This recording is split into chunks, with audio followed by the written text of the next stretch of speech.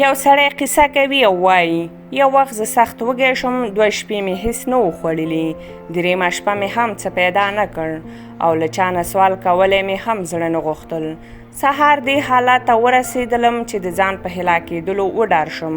له ځان سره مې وویل چې اوس نو هغه وخت دی چې د ژوندي پاتې کېدو لپاره شراب مردار خوراک هم روا ده او له چا نه دومره شی غلا کول هم روا دی چې لوږه پرې لرې کړم. نو له ځان سره مې غلا خوښه کړه. دی وایي د دې سیمې کورونه ټول پخواني ډېر ګڼ او له یو بل سره نښتې جوړ شوي دي. که د یو کور بام ته وخیږو، د کورونو په بامونو باندې د محلې پای ته هم تللی شي. د خپلې خونې بام ته وختلم او بیا ورسره کور ته واوښتلم. په کور کې ښځه وه، له هغې مې ځان پټ کړ. ورسره بل کور ته ورغلم. هغه کور خالی و او ورښکته شلم.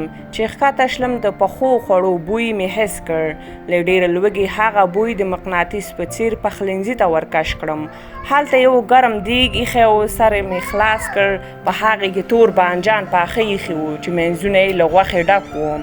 یو مې راویښ کړ، هغه ډېر ګرم و، خو زه له ډېرې لوږې په ګرمو او سړو نه وم. خوله مې پرې ولګوله چې 2 ځله مې په خوله کې اړاوه. په دې وخت کې مې سر ته دین او عقل راغی. له ځان سره مې وویل د دیني عالم طالب یې، په جومات کې اوسې، پردی کور ته پټ راغلی او د غلا خواړه خوري.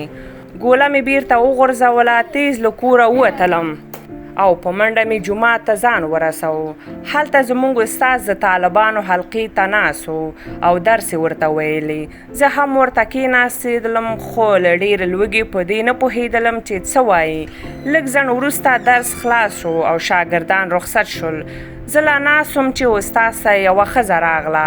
هغه مکمله پرده کې وه. د استاد خوا ته کېناستله، څه خبرې ورته وکړې، خو ما وانه اورېده. استاد زه ور وغوښتلم او راته یې وویل ته واده غواړې؟ ما ورته وویل زه په جیب کې دومره پیسې نه لرم چې ځان ته وچه ډوډۍ پرې واخلم.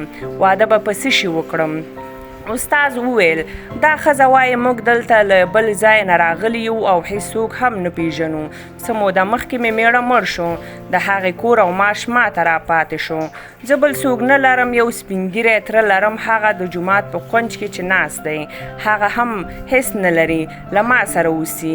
دا ښځه وایي چې زه غواړم په حلاله نکاح میړه وکړم، څو له بد نظرو خلکو ځان وساتم. استاد راته وویل که واده غواړې دا ښځه درته کوم او مهر یې زه درته پرې کوم. ما استاد ته وویل چې داسې وي بیا یې غواړم. استاد سمدستي د هغې تره راوغوښته، 2 شاهدان هم پیدا کړ او په جومات کې نکاح راوتړله. له نکاح وروسته یې راته وویل اوس خپل کور ته ولاړ شي. ما ښځه له لاسه ونیوله او د هغې کور ته ولاړو. کور ته چې ننوتلو، ښځې له مخې پرده لرې کړه. هغه بیخي ځوانه او خورا زیاته ښایسته وه. چې کور ته مې وکتل، هغه کور چې لږ مخکې زه په غلا ورته راوښتې وم. ښځې راته وویل چې ډوډۍ خورې؟ ما ورته وویل هو خورم یې. هغې خواړه راوړلو او زما مخې ته یې کېښودو. زه د الله تعالی قدرت او عجیب شان ته حیران پاتې وم. ښځې راته وویل ډېر خواږه تور بانجان مې له غوښې سره پاخه کړي دي، خو عجیبه ده نه پوهېږم څوک دلته راغلی دی، له یو نه یې یو ګولۍ خوړلې ده. زه په ژړا شوم او په ژړا کې مې خپله کیسه ورته وکړه. هغه هم حیرانه شوه او راته یې وویل د الله عجیب شان ته ګوره، د بانجانو له یوې حرامې ګولۍ دې د هغې له ویرې پرهیز وکړ. مهربانه ذات هغه بانجان له کور او د کور له مېرمنې سره درکړ.